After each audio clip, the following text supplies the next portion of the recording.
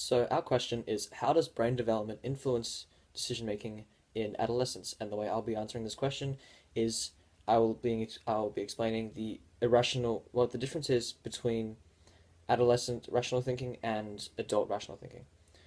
When children start to become adolescents, a common trait among most is a gradual change in behavior and rational thinking. When adolescents reach this age, impulsive, irrational, and dangerous behaviors tend to become more common.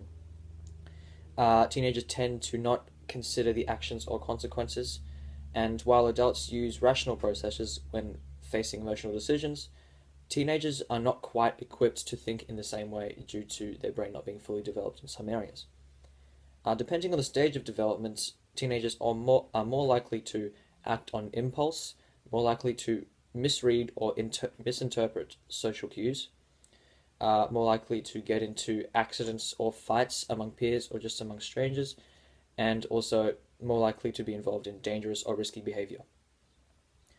Adolescents are less likely to, in this period, think before they act, pause and consider consequences of their actions, and modify behaviors.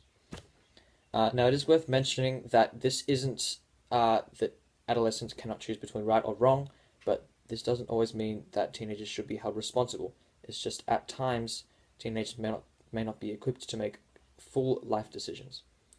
And now some scientific research behind these claims and reasons for why teenagers can behave in such ways. Scientists identified the region of the brain called the amygdala, and the amygdala is responsible for instinctual reactions like fear or aggression. Also, the frontal cortex or lobe controls reasoning and helps think before all of us act. Now, teenagers are still mature. The frontal lobe is still maturing all the way into adulthood. Low activity in the amygdala could be responsible, and the amygdala is involved in gut reactions and fight or flight responses. Low activity in the frontal lobe leads to a poor control of behavior, and a high activity in the amygdala is associated with high emotional arousal and reactionary decision making. According to Professor Guide's research at the National Institute of Mental Health, development in the frontal lobe is still continues developing all the way up until the early 20s.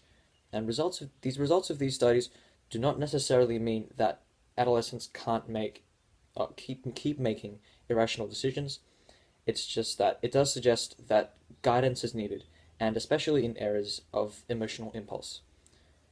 So my three sources were brainconnection.com, the National Institute of Mental Health, and the American Academy of Child and Adolescent Psychiatry. Good morning, Ms. Malavier. I will be discussing previous research concerning decision-making in adolescence. But what is decision-making? Decision-making is the process of making choices by setting goals, gathering information, and assessing alternative occupations. Past research by Deborah Todd and her colleagues at the McLean Hospital Brain Imaging Center in Boston have used functional magnetic resonance imaging to compare the activity of teenage brains to those of adults. While adults can use rational processes when facing emotional decisions, teenagers are not yet equipped to think through things in the same way. The research has found that when processing emotions, adults have a greater activity in their frontal lobes than teenagers. Adults also have lower activity in their amygdala than teenagers. In fact, as teenagers age into adulthood, the overall focus of brain activity seems to shift from the amygdala to the frontal lobes. Another study about decision-making in adolescence by Jay Geed and his colleagues at the National Institutes of Mental Health show similar conclusions, using a brain imaging technique that looks at the brain structure rather than the activity. Guide's results suggest that the development in the frontal lobe continues throughout adolescence and well into the early 20s. The researchers found that a number of neurons in the frontal lobe continued to increase throughout childhood until an average age of 12.1 years for men and 10.2 years for women. Scientists previously thought the grey matter production and development only occurred during the first 18 months of life. The fact changes are still occurring in the brain during adolescence proves some evidence against some popular theories that suggest our brains are hardwired during early childhood. These brain imaging studies instead suggest that adolescence may sort of provide a second chance to refine behavioral control and rational decision making.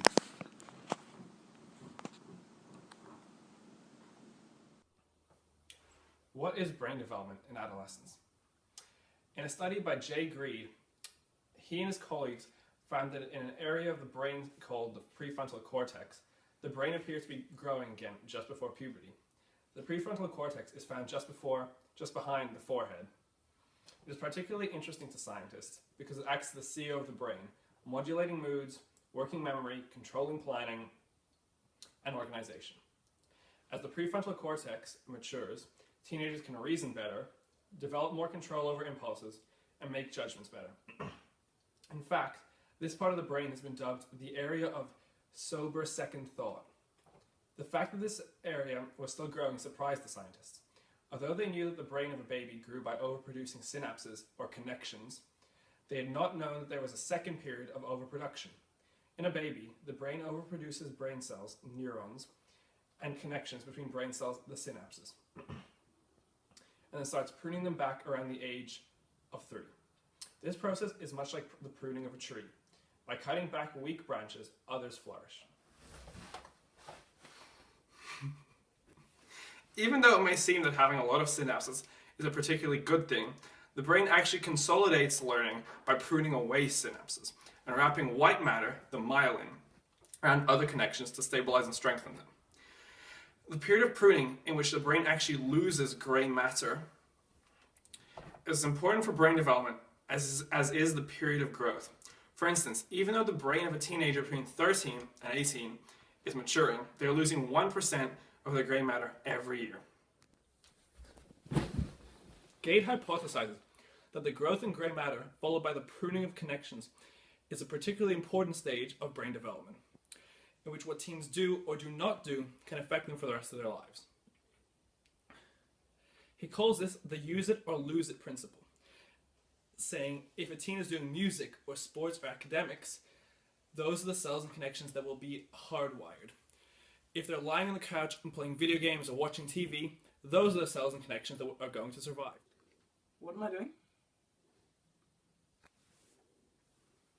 Risk-taking. Adults drink more frequently than teens, but when teens drink, they tend to drink larger quantities than adults.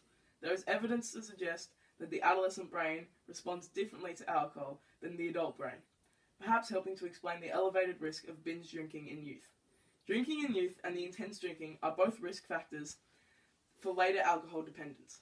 Findings on the developing brain should help clarify the role of the changing brain in youthful drinking, and the relationship between youth drinking and the risk of addiction later in life.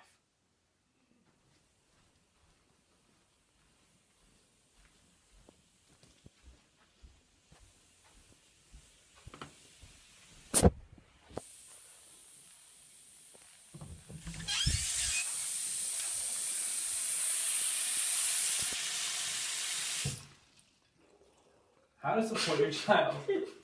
The teenage brain is built to seek out new experiences, risks, and sensations. It's all part of refining those brain connections, the synapses. Also, teenagers don't have a lot of self-control or good judgment and are more prone to risk-taking behavior. This is because the self-monitoring, problem-solving, and decision-making part of the brain, the prefrontal cortex, develops last. Hormones are also thought to play a part and contribute to impulsive and risky behaviors in teens. Teenagers need to take risks to develop and grow. You can support your child in choosing healthy risks, such as sports and travels, instead of negative ones like smoking and stealing. All risk-taking behavior has the possibility of failure. Your child will need your support to get over any setbacks.